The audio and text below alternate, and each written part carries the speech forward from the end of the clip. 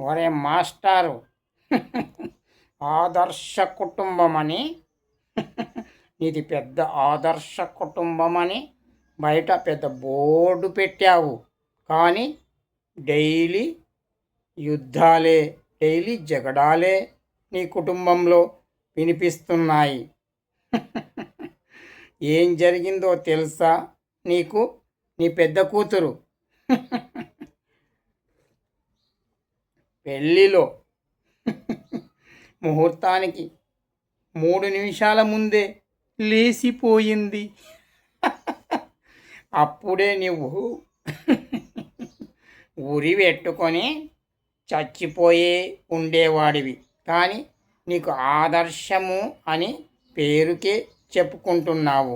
నీవంత ఆదర్శవంతుడివైతే ఆ రోజే చచ్చిపోయేవాడివి.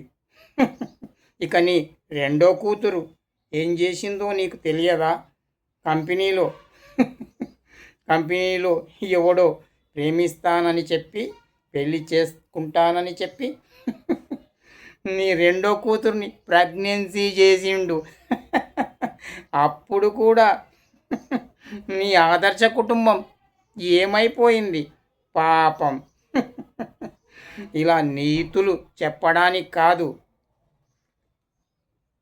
ఆదర్శ కుటుంబం అంటే 10 మందికి ఆదర్శంగానే ఉండాలి. అప్పుడే అది ఆదర్శ కుటుంబం అయిపోతుంది. నీ సుపుత్రుడు ఏం చేశాడు? డ్రగ్స్కు, తాగుడుకు బానిసైపోయాడు. పిచ్చోడైపోయాడు. ఏకంగా బ్యాంకుకే ఏసరు పెట్టాడు. ఇప్పుడు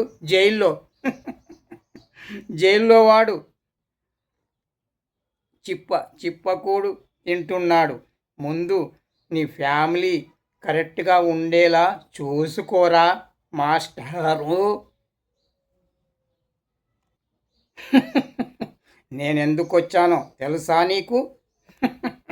నీ చిన్న కూతురు నా తమ్ముణ్ణి లవ్ చేసింది. పాపం వాడు అమాయకుడు నీ చిన్న కూతురు బుట్టలో పడిపోయాడు. ఏం చూపించిందో ఏమో తెలియదురా మాస్టారు. వాడేమో నీ చిన్న కూతుర్నే పెళ్లి చేసుకుంటాను, లేకపోతే చచ్చిపోతాను అని భీష్మించుకొని కూర్చున్నాడు. ఒరే మాస్టారు, పిల్లల్ని కనడం కాదు గొప్ప సంగతి, పెంచే ఆలోచన కూడా ఉండాలి. కుక్కలు కూడా పిల్లల్ని కంటున్నాయి. ఏం లాభం రా, 60-70 ఏళ్ళు వచ్చాయి మాస్టారు. నేను చెప్పినట్టుగా నీకు ఒకటే మార్గం ఉంది.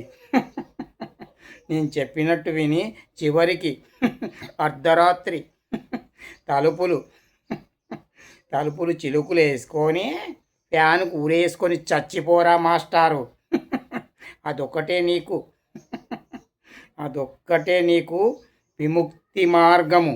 బయట ముందు ఆ ఆదర్శ కుటుంబం అనే బోర్డు తీసేయరా. ఎందుకు పెట్టావు? వస్తాను రేపు నువ్వు చచ్చాక ఉదయం చూడడానికి వస్తాను. మరి అర్థమయ్యిందా?